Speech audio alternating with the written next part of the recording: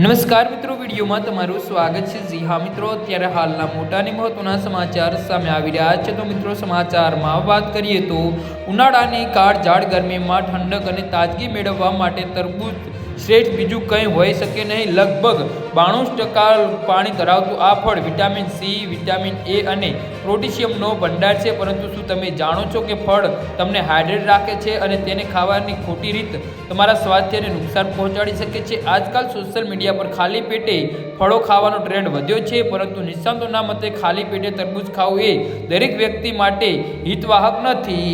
જી હા મિત્રો, તંદુરસ્ત જીવનશૈલી માટે તરબૂચ ખૂબ જ ગુણકારી છે।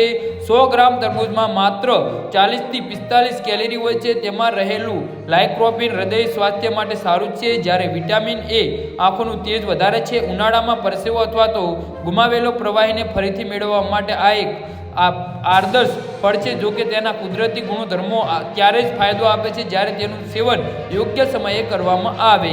તરબૂચનો ગ્લાયકોમિક ઇન્ડેક્સ ઊંચો હોય છે, તેમાં કુદરતી શર્કરા પુષ્કળ માત્રામાં હોય છે। જો ડાયાબિટીસ અથવા તો ડાયાબિટીસ દર્દીઓ સવારે ખાલી પેટે તેનું સેવન કરે તો લોહીમાં શર્કરાનું પ્રમાણ ઝડપથી વધે છે, જે સ્વાસ્થ્ય માટે જોખમી બની છે। તરબૂચમાં પાણીનું પ્રમાણ વધુ હોવાથી તે પેટમાં ભારેપણું લાવી શકે છે। ખાલી પેટે તેને ખાવાથી પાચન પ્રક્રિયા પ્રભાવિત થાય છે, જેના પરિણામે પેટ ફૂલવું અને ગેસ જેવી સમસ્યાઓ સર્જાઈ શકે છે।